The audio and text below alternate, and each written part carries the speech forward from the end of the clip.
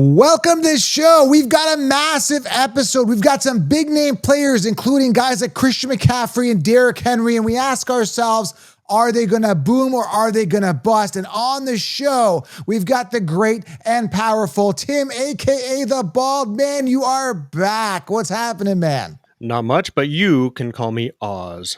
Oz, what's that all about? I'm the great and powerful Oz. Come all on, right, man. Jeez. Tim, good to have you back, man. I'm excited, and it's been a while. People keep asking me, like, when's Tim coming back? When? Well, here he is. I've delivered here. There you are. Congratulations, you have chosen me. I'm excited to dive into today's show. Now, we want to give you the real reason why Tim was not here, and this is not good, but it's kind of like a breaking news thing. Let's just be honest with people here. So apparently, you all know Breaking Brad. He apparently stole all of Tim's equipment. Now, this was seized by local authorities, and Tim has chosen not to press charges. But I do want to add that Brad is still in the studio right now here. I'm looking at him. He's pissed off, Tim. What do you have to say? Pissed off. He looks like he's totally wasted, that guy. But he should be pissed off. He should. Yeah, because I didn't press charges. So, yeah, he's got every right to be pissed off. He stole his mic, he stole his computer, and he's been hiding. And I think a big part of this is because he's jealous of you, Tim. It's pure jealousy. Breaking Brad. I don't want to just call him a douche. I got to think up a new name for Breaking Brad. It's got to be with a B. The fans, since he came over, hung over last episode, people are calling to get him fired. But I do want to add one more thing about him is that, he came in hungover, but he does look good today. He just looks angry. Brad, do you have anything to say to Tim after what you did to him? You should apologize. Do you have anything to say? Embrace the fury. Ooh. Fear is weakness. Game over. Oh, that's me. What is this, Mortal Kombat? What are we doing here? I told you he was angry. It sounds more like a threat to me, if you ask me. It's going to be a fight to the death, I think. Oh, man. That's enough for that. So that's it for Breaking Brad. And we have no news because we literally recorded this the evening after I did breaking news on yesterday's show. So this was recorded the night before, so you can get it in the morning. So there is no newsworthy stuff. So Breaking Brad is not only breaking news, but he's kind of breaking the law and creating his own news, isn't he? Breaking the internet. That's Breaking Brad for you. All right. If you're new to the channel, smash the thumbs up, smash it, tap it, slap it, hit the thumbs up, and grab that 16-round draft, which will put you light years ahead of the sheep and light years ahead of Breaking Brad. That's for sure. Grab 16 rounds. I've linked it below. All right. Let's talk about the first player. And again, we're talking about players. Are they going to be going up? Are they trending up or are they trending down this year? So are they going to go up? Or are they going to go down? I don't mind the down one, but the up one kind of sounds like the escalator to heaven or something weird like that, right? So the first one, Tim, is Saquon Barkley. What are your thoughts? I mean, we're talking about a guy coming off this astronomical pinnacle year. And we're talking about a guy, 2,000 plus rushing yards. It's only achieved 9 times. He's one of 9 running backs to achieve that. We're talking coming off a Super Bowl hangover, Madden cover, everything going good for this guy. Now, the good thing is they didn't draft another receiver that'd be a threat. But what does your intuition tell you? Because I think at this point, it's kind of like unless he gets hurt, right? Really? Okay, yes, but why did you just say another receiver to be a threat? It's not really. Another running back. I was going to say, it's not really a threat because he didn't do much in the receiving game last year. So anyways, yeah, man, I mean, we were saying it the year before. We were saying it if he got moved to another team, would it be his resurgence? And it sure as hell was. He got his revenge year, man. He showed that he wasn't the reason. Just give me a reason. So let me ask you this. It's first over, you got the top 3 pick. Saquon Barkley's on the board. He's come off this astronomical pinnacle year. Are you taking a chance on him yet again? He's still fairly young. So, yeah, I don't see why not. The only year that he did better was his rookie year. So when you're saying pinnacle, yes, he had a fantastic year, but his rookie year was better. So he is definitely worth a top 5, top 1. Sure, why not? I mean, you got to play what you got, right? So some people will go Saquon. Some people might go with a Jameer. I mean, there are other guys that are worthy. As long as you're not picking a CMC, you're good. Okay, hold on a second. Was it better, though, his rookie year? Let me tell you. I think it was because of the receiving. He had Oh my God, I'm just going off the top of my head, but Oh, yeah, 80 yeah. or 90 receptions, I think, or at least 80 or 91. 90 targets. Yeah, Yeah, like 91 receptions. And the only thing was his yardage was better in 2024, 2,000 yards compared to 1,307. But overall fantasy points, 385 in 2018 compared to 355 in 2024. That's yeah. wild. Yeah, and it's all in the receiving, right? And he's not going to do any better in the receiving, I don't think. So you're really just kind of getting what he got last year, which is still phenomenal. Now, I was reading an article that they're saying that they want to have more of a balanced offense simply to preserve him, saying that like he touched the ball way too many times last year. They want to preserve him. So I think they're going to dial him back a little bit. That's what I'm hearing. I don't know, man. This goes back to CMC in his prime years, and we got to take it easy on him. And then he'd come out for like 95% of the plays. So I Yeah. don't think it's happening. I think, like it or not, Saquon's got maybe 2-3 really good years left in him. And I don't want to be a dink and I don't want to sound rough, but you got to use him while you can. Okay. These guys don't have a long career. Running backs don't do it till they're 35, 40. So you got to use them when you can. Okay. So guys, in the comments below, let me know, is he going up or is he going down? I'm leaning towards down. What are you thinking, Tim? Down or up? I'm basically saying even. He's going to be even to what he did last year. There could be a very slight decrease, but he'll probably make it up in another spot, right? He may not get the 2,000 yards rushing, but he might get a few more receptions. He might get a few more receiving touchdowns. I think it's just going to kind of be a wash. As long as he stays healthy. As long as he stays healthy, that's the key, right? It's law of averages. What goes up must come down. I'm not hoping an injury, but we've seen running backs go down, especially with that type of usage. Yeah. That's my concern. So we also want to weigh in on what Breaking Brad has to say. I don't even want to ask him right now, Tim, because he looks angry. But what do you think, Breaking Brad? Is he going up or is he going down? We now have breaking news. Embrace the fury. Fear is weakness. Game over. Okay, so Finish him. it's so funny because he went from we now have breaking news, and then he just switched on us. He goes into his devil voice. He is really angry at you, Tim, considering you didn't press charges against the guy. I mean, he should be thanking you. Exactly, right? Unbelievable. As of right now, he is douchey Brad. All right, the second guy here is Jahmyr Gibbs. I'm going to give you guys some notes on him. Last year, completely crushed it, but I think Montgomery was out after week 14, but phenomenal. Look at this, 250 attempts, 1,400 yards, 5.6 yards per carry, 16 touchdowns. A big part of it, again, Gibbs being out. Number one in fantasy points, 362.9 fantasy points. And I do want to note here, historically, no one has finished 2 years on top recently since Priest Holmes since 2000, 2003. And if Montgomery stays healthy, he will not achieve these numbers. That's my thoughts on this. What do you think of Jahmyr Gibbs, going up or down? I don't know, man, because Montgomery is getting up there in age as well. I'm not going to say he's over the hill yet. No, but by far, this is a great duo. And I think it's going to kind of stay the same. But every year, Montgomery is going to take that little bit of a step back more. So, yes, he missed 3 or 4 games last year, I believe it was. It wasn't crazy. Yeah. But yeah, give me Gibbs around the same again. I hate to keep saying it, sound like a broken record, but with Saquon and Gibbs, I think what you got last year is kind of what you're going to get again this year. One way or the other, it's going to kind of balance out. You might be plus minus 10 or 20 points. Yeah, it's going to be the Sonic and Knuckles show continuing. But that's the big thing. It's like a first round pick on Jahmyr Gibbs, knowing that Montgomery is going to steal 200 plus attempts and a lot of that goal line work. That bothers me. So we're going to have to see. I mean, if you are a Gibbs owner, again, you are banking on a Montgomery injury yet again, which again, you can't plan on that and draft a player in round 1, assuming that's going to happen. So I'm going down on Gibbs a little bit this year. Okay, but see, here's the thing to me. You want to have longevity in a running back, right? So you want to have someone like a Montgomery to back up a guy like Gibbs. Gibbs has multiple years left to go. Montgomery, maybe a few. So I'm glad that this is such a great duo. I think it's really going to help Gibbs in the long run. I think it's going to prolong his career. He's going to put up bigger numbers for a longer period of time. Once again, even Steven. Yeah, I'm going to say slight downwards, but Montgomery injury, then it's like back to the moon again. So who knows, right? But we're banking on injuries on a major decline for both. So you're right. Barring there's no injuries, these guys are pretty much even with still a slight decline. All right, the next guy here, don't be a donkey. Draft Lad McConkey was my biggest saying last year. This year, it's like, man, they drafted Trey Harris. They got Amari Hampton. They brought in Najee Harris, more checkdowns.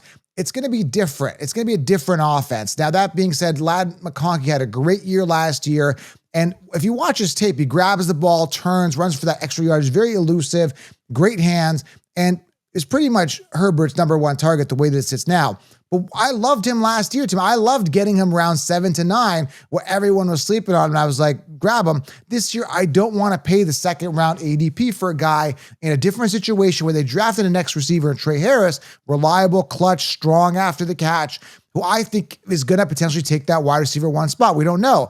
But give me Harris after round 9 to 10 and pass up on Ladd McConkey round 2. That's what I'm thinking. I'm projecting a major decline for the donkey. What do you think? No, too early to say that, man. In fact, I love the addition of Najee. I think one of the things that might have hurt McConkey last year was that their running game was crap.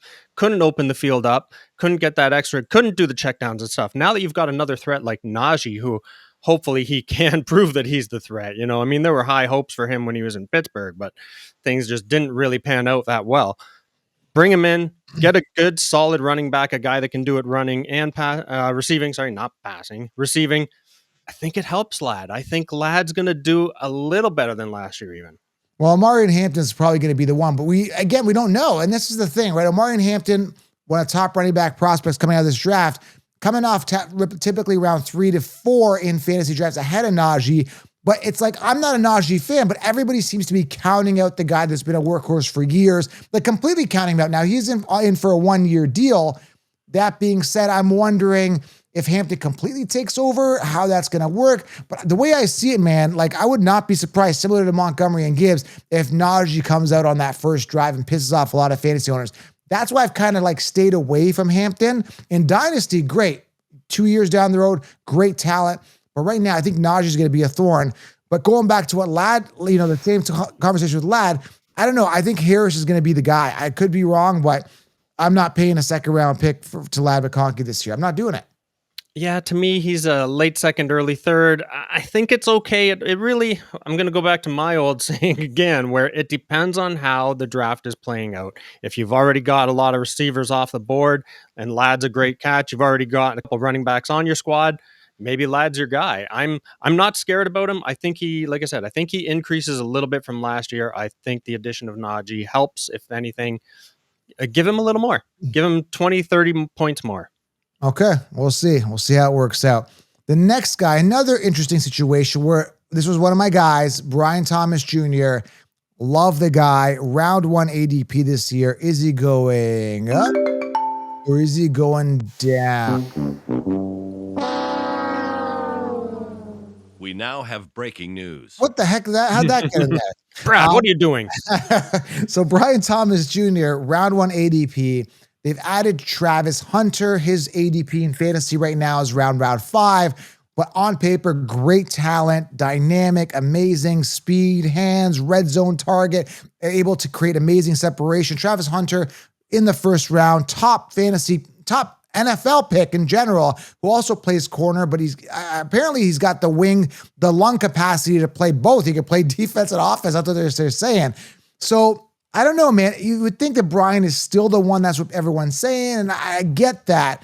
But remember who's throwing the ball? Trevor Lawrence. And it's like, I like Brian Thomas when there is no Travis Hunter. Take him out of the equation, the other threat, and then get him in the 9th round compared to Travis Hunter, who was actually a better athlete in theory on paper. And I got to pay a first round pick for Brian Thomas. 100% decline in my opinion. Yeah, I agree with you. This is such a mediocre team. I have never been a fan of Lawrence. So to me, the price is way too high on Brian Thomas. No, just because of the team. Team sucks. Yeah, I'm not sold on them at all. And, Etienne's the RB1. They just announced that he's still the one. They drafted a running back, Michelle Tootin. Who knows what he does? He'd be a Tootin, right? So yeah, I don't know, man. It's just a weird situation. In round 1 for a guy that we were getting in round 9. It's almost similar, Tim, if you remember, Sam Laporta was coming off, I think, round 2 last year. The year before, we were saying, grab Laporta. We were getting him 10th, 11th round. And then last year, everyone got him round 2, and then he basically took a nosedive, right? So I'm getting that kind of vibe here, man, with Thomas and McConkey, specifically Ladd. But also with Thomas as well. I'm not feeling these guys this year. I'm not. Yeah, to me, it's just the mediocre team. That's the real killer here. So that's why I'm not going to put any price in him. No way. Yeah. Okay, next guy, another pinnacle year, Jamar Chase. I mean, there's really nothing wrong with this guy. I mean, the only thing is he is coming off a major contract hangover, got paid big dollars. And how that's going to reflect, does he lose his hunger? Coming off a massive, massive year. I would think, Tim, I don't know if we've looked at it. Is this his best year? I think it's his best year ever, right? Let me see here. Statistically, yeah. It is his best year. 17 touchdowns, 1,708 yards receiving. So most touchdowns he's ever had, most receiving yards, Tim, most receptions with 127. He's never come close to these numbers. I mean, his rookie year was good. 13 touchdowns, 1,455 yards, 81 receptions, but 403 fantasy points, Tim. It's just not sustainable. Not at all. Yeah, you're right. But I mean, he is 100% the man in Cincy. So, he's still going to be there. He's still going to be the top dog. He's going to get his fair share. He's going to get the lion's share. Never mind fair. Well, the Bengals share. There you go. The Tiger. So are you drafting him? I would be on him. Top 5, absolutely. Number 1, man, you've got some decisions to make. There's great options if you got the number 1 pick, but Jamar Chase is definitely in that argument. Yeah, I see him coming off number 1 all best ball league. Like, not all of them. Like, I've done like 10 of them, like high stakes ones, right? And he's always coming off like first, except for like one. I think Bajan came first on that one, but he's always coming off 1. But my concern, if you look at his stats, okay, his number 1 year, his second best year was 2021. 304.6 fantasy points. All right. That's a good year, right? Like I said, 121 targets, 81 receptions. It's 100-point difference from his best year in 2021. He had that last year.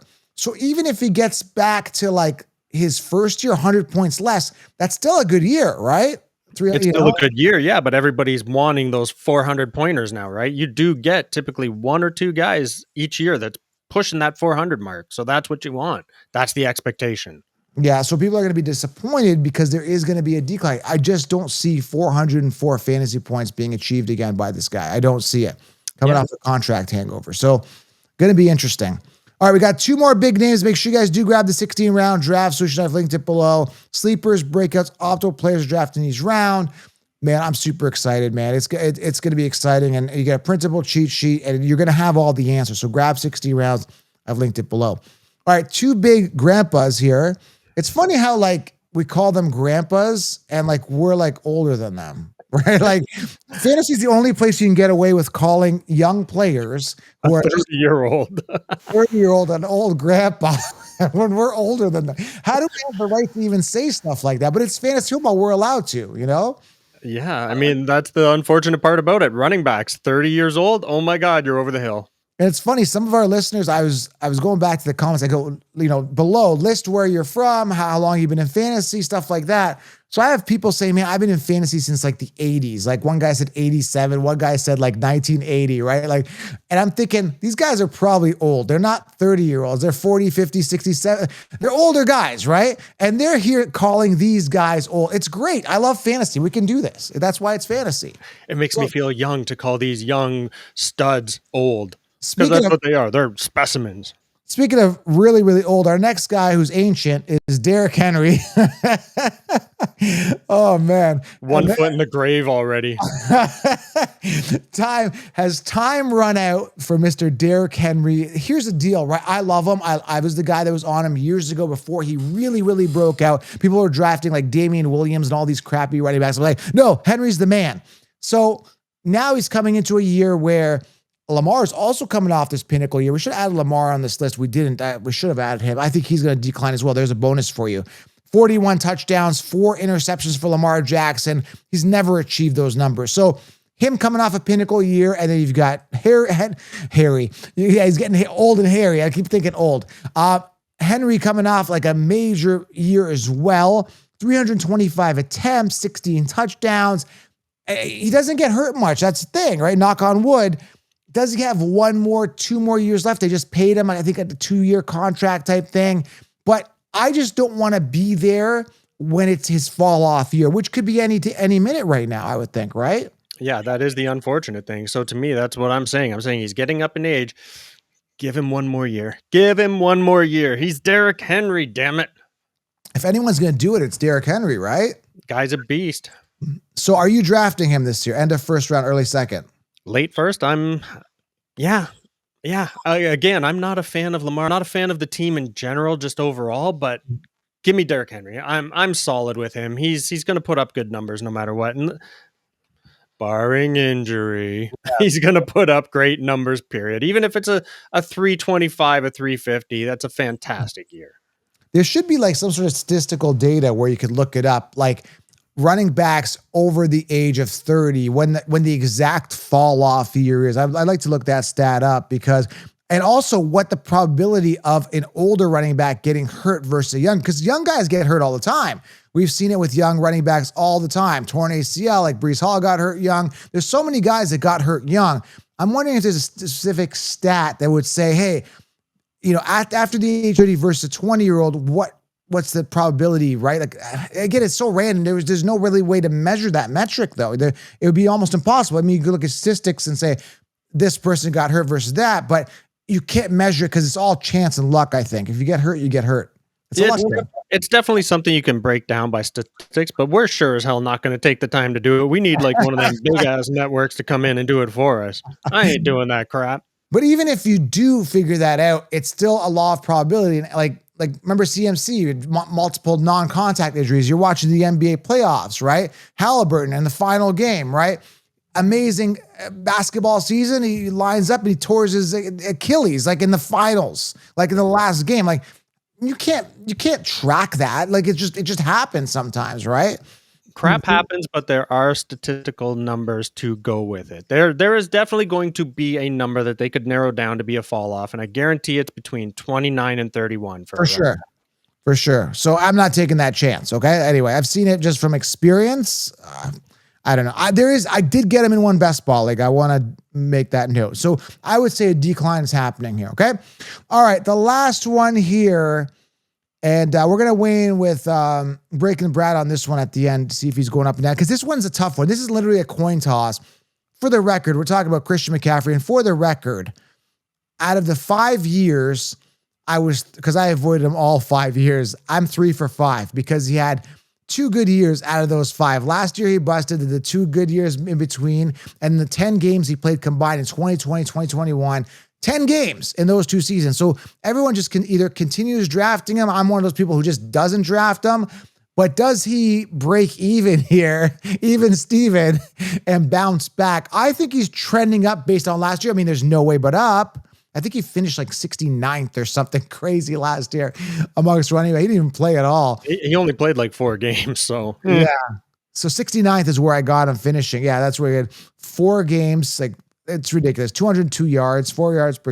It doesn't even, his stats don't even matter last year because he sucks and he got hurt. But this is the year. Like, it's like a coin flip. Are you in on McCaffrey? Are you out on McCaffrey? So we just the 3 of us got to weigh in. Also, you guys in the comments, are you in on McCaffrey? Tim, what are you? Are you in? No, the price is too high now. Once again, he's getting to that age. He's not over the hill yet. He's 29, but man, he saw such heavy usage in most of his career. That's why it scares me with the injuries piling up. Yes, he lost 2 to injury, came back, had 2 great years, lost last year to injury. So he can still do it. He's a phenomenal player. When he's healthy, I mean, nobody can touch him, really. Right. He's the best there has been in the last 5 years, no doubt about it. But he has to stay healthy, and he can't do it lately. And I can't blame. That's the problem. Sorry, I lost you there. So you can't blame. Can you start with? You can't blame him for what's happening with him. He was overused, and that's why I went back to the Jahmyr Gibbs, Montgomery thing. That's what you want. That's going to help a guy prolong his career. And CMC didn't have that. It was all CMC. He took the heavy load. He took the burden. He was the offense, and it's caught up to him. So as an early second, hell no. Too high of a price. If he stays healthy, then I'm going to kick myself for not taking him early second, but it's just too high of a risk. If you could pick him up in the 3rd or 4th, which you're never going to get, then yes, the value is there because he is so phenomenal. Yeah, he's coming off as early as late round 1 to mid round 2. I saw him in a couple mock drafts come late round 2. And my thought is, yes, he's trending up from last year. There's no way but up, unless he gets hurt game 1 and plays 1 game compared to 4. That would be bad. So I'd say yes, trending up for sure. Would I draft him? No, I'm not drafting him. I'm not doing it. I stayed away from him, and I'm going to continue to stay away from him. There's no reason to draft him now that he's over 30. It just doesn't make any sense to me, right? All right, so let's see what Breaking Brad has to say. Man, I don't even want to hear this one. It is with great urgency that we bring you these following messages. What? How does he Embrace change his the voice so fury. much? He's phenomenal. Fear is weakness. Game over. Oh my goodness! I think he's losing. This guy's gone off the deep end. I don't know what to tell you anymore. What do you It's funny. think? I was going to say he was so monotone. He just always said everything in that one voice. And now he's really changing it up. He's coming out of his shell, Tim. He's really breaking out of his shell. Is that it, or does he have multiple personalities? Maybe that's I why don't he's know. being a douche lately too. It's like he's got those different personalities at different times. He's like a butterfly, right? He's spreading his wings. He's got to let loose a little bit. You know what I'm saying? So good for him. He's pretty old to be spreading his wings now, man. I mean, one of those wings is going to get broken. Are you threatening to break it? No, I did not do that, officer. Oh man, well you've got seniority over him. Should we fire Breaking Brad? I mean, we definitely wrote him up for the coming back from the Bezos wedding, a little bit intoxicated, hungover the next day. So we wrote him up, but should we fire him? No, he's still got a place here. I'm a just let it ride kind of guy. You know what? You had your say. You're a bit of a douche. I'm okay. I'm gonna let you get away with it. You're still okay, Brad. You can still have a place here. You're cool now because he stole your equipment, but what if he tries to steal your girl, Mr. Steal Your Girl? Then we got problems. Well, if he puts the drunk face on, I'm not too worried about him. You know, other than that, I mean, he's a handsome older man. Damn. I can't compete with that. Mr. Suit and Tie. Yeah, absolutely. All right. That's it for us. We now have breaking news. All right, we're all checking out here. He's getting it back in the zone. Yeah, he's trying to take over. All right, Tim. Oh, I can't stop laughing at my own jokes here. All right, so drop a comment below, get 16 rounds, and we'll get Tim back. When can you come back? When can we see you again? Kiss my ass. When can we see you again, Tim? That was an Eddie Murphy thing, by the way, if you didn't know that. I don't know, man. We'll try to make it a little more often. It's just life's been changed. And I've told everybody, I'm always in the background. I'm always talking in your ear. There's always stuff going on with you and I behind the scenes. It's not a problem. I'm always here. It's just getting on screen sometimes is a little tough. Yeah, we'll try. Let's aim for it's July 1st today. Happy Canada Day. Happy 4th of July. If you did the message, that's coming soon as well. So, so how about mid month maybe? Can we get you mid month? We'll do another one. Yeah, man, absolutely. We'll get you because now we're getting into busy season, so more people want to see you. I don't know why. What are you, nuts? I don't want to see me. All right, guys, we're done for today, and go watch your back. Breaking Brad is still angry. All right, we're out, guys. Have a good one. We'll leave with this. Embrace the fury. Fear is weakness. Game over. Oh, yeah, I like that.